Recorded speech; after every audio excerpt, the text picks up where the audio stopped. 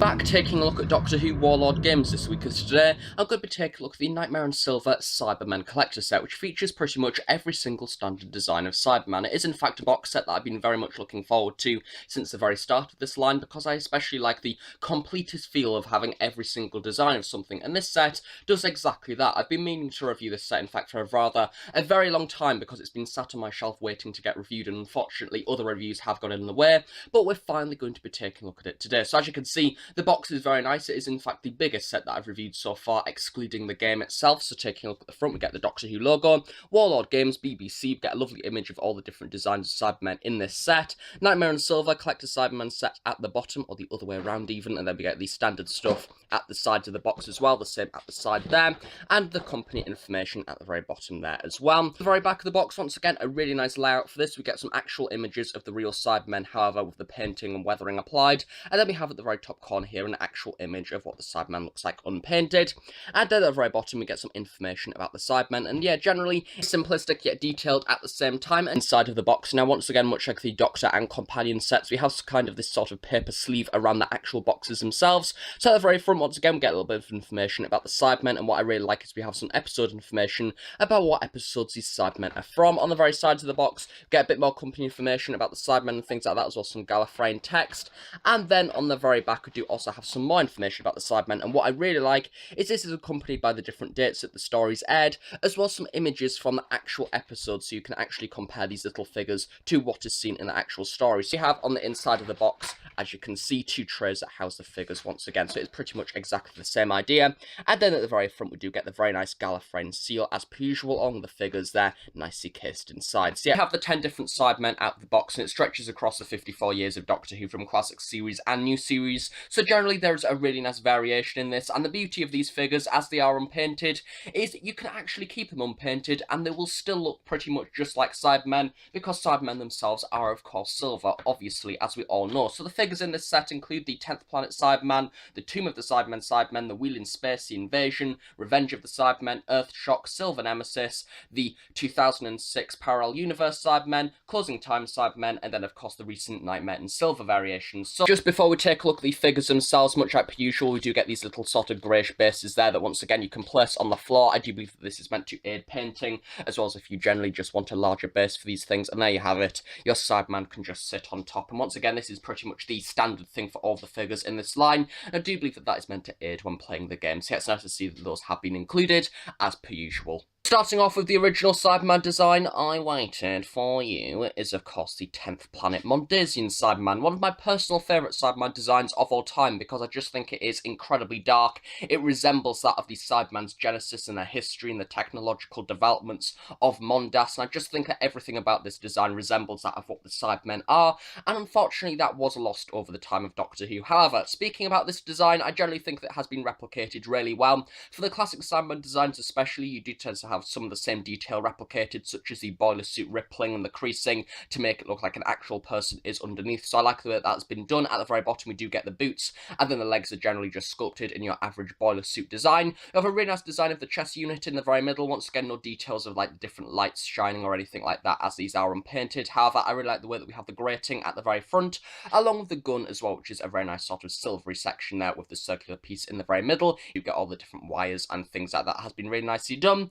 And then at the very top we do get the different facial features, as well as the helmet piece at the very top, the emotional inhibitor handle with the giant lantern piece at the very top, and then of course at the very back we do once again get your standard Cyberman creases, not really too much to talk about. And then at the very bottom, and much like every other Cyberman figure in this set, we get the 10th planet along with the date there, 1966, at the very bottom. So next up for the 1960s Cybermen is of course the 1967 Tomb of the Cyberman design. Once again, this has a few similar features to that of the Mondasian Cyberman, and does look pretty similar to that of the Weiland Spear Cyberman. Generally, you have the same design of the rippling and creasing on the boiler suit, which has been replicated rather nicely towards the lower half of the figure. The boots this time round have been done a little bit more like moon boots that we've seen in the later half of the 80s, which is once again accurate to what is seen in the story. However, this time the whole boiler suit has been covered in your piping design, which I do believe was first ever seen within this story. And we have the addition of the circular orb pieces on the arms and legs, much like how they did in the actual story. A chest unit has also been scaled down compared to the previous Mondasian Cyberman. Once again, exactly the same detailing there of the grating, as well as a few of the individual little bits of circuitry towards the side. However, once again, you can paint this and make it look a little bit more prominent to an extent if you so wish. And then, of course, at the very top, we do get the handles. Once again, compared to the Mondasian Cybermen, these are in fact very small and haven't really in fact been sculpted above the head, unlike the previous figure. Of course, on the very back, once again, you guessed it, not really too much to talk about. We just have a little bit of creasing detail, and that is pretty much it. And then, of course, at the very bottom, we get 1960s Tomb of the Cyberman, nicely printed. I do believe that this is a first for merchandise on this channel. Next up, we have 1968's Weiland Spear Cyberman. For some reason, this design is always forgotten when it comes to merchandise, especially in that of the 5-inch line, where it's one of the only Cyberman designs that we've ever not seen that is incredibly annoying. This is in fact the genesis of the teardrop eyes and the teardrop mouth, and it is rather unusual, but that said, it's kind of a little bit of a toned back version of the Tomb Cyberman, so it does have some of the similar details, such as the piping on the legs and arms, and then we also have the chest unit as well, which is also pretty similar. I do really like the pose for this figure. This is in fact taken from that well-known promotional image of the two Cybermen lurking behind Zoe, so I do really like the way that's been done, as it is rather unusual, and once again in figure form, almost looks like he's trying to reach out for a hug or something like that. It is rather odd. At the very top, something that is definitely a lot more different.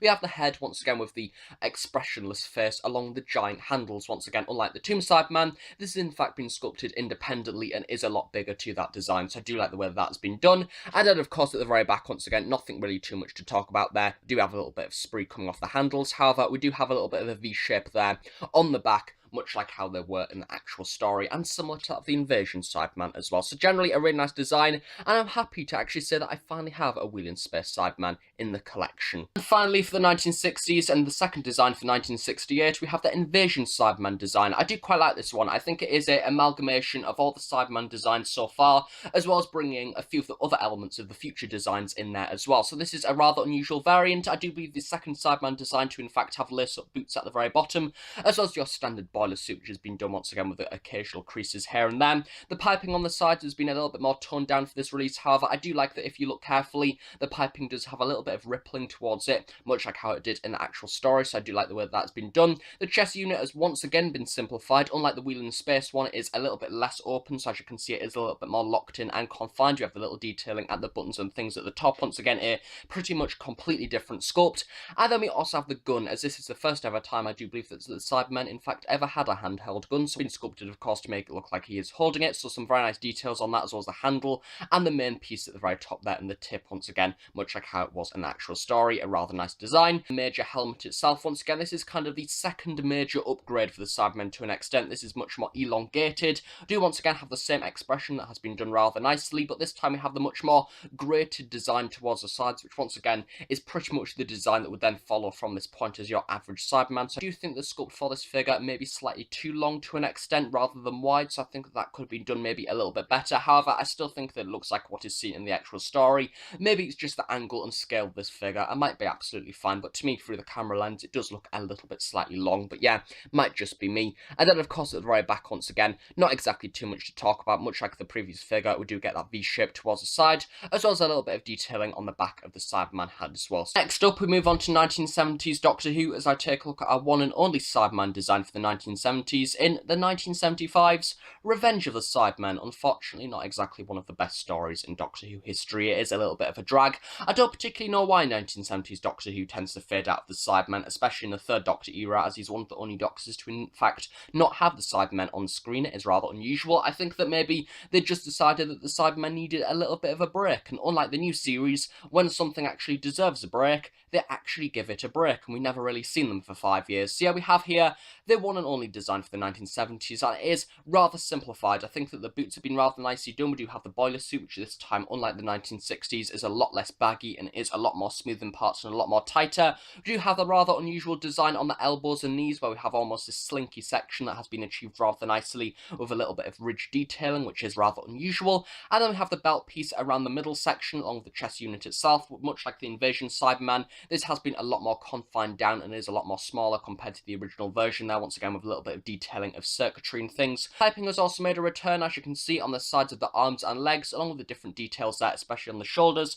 of the rather large nut sections, which I do believe is once again accurate to what is seen in the actual story. Cyberman helmet, once again, much like the Invasion Cyberman, I do in fact think that the sculpt for this is a lot better compared to that version, the angles as well, and generally the scale of the first seems to be a lot better. So also the detailing of the gun there at the very top of the head, along the ridge sections at the very side, and the handles this time round have been made a lot more larger there, once again much like the middle sections being a lot more ridged and almost like some circular, slinky-like piping. So back we do in fact have something to talk about, as this time round we have this rather odd bulge at the side of the back, as well as the cross-section of the piping, which has been achieved rather nicely, once again with the ridge sections, also the circular piece in the middle, so that's been rather well done. Next up we enter 1980s Doctor Who's. I'll take a look at 1982's Earthshock Cyberman. Excellent. But yeah, this is probably one of the most iconic Cyberman designs of all time. If anything, it tends to be on a lot of merchandise, and I really like this design, actually. We do have a few variations here and there. The Attack Cyberman variant is, of course, the same exact pretty much, just with some slightly different boots and a little bit more weathering here and there. However, if you want that different variation, I guess you could paint this figure in that way. That is the beauty of being able to paint these things. But yeah, at the very bottom, we do get the boots once again. These are the moon boots for Doctor Who, especially the 80s Cybermen, as you can see, very big, very puffy, and then we have the actual boiler suit itself. Once again, some very nice details on this.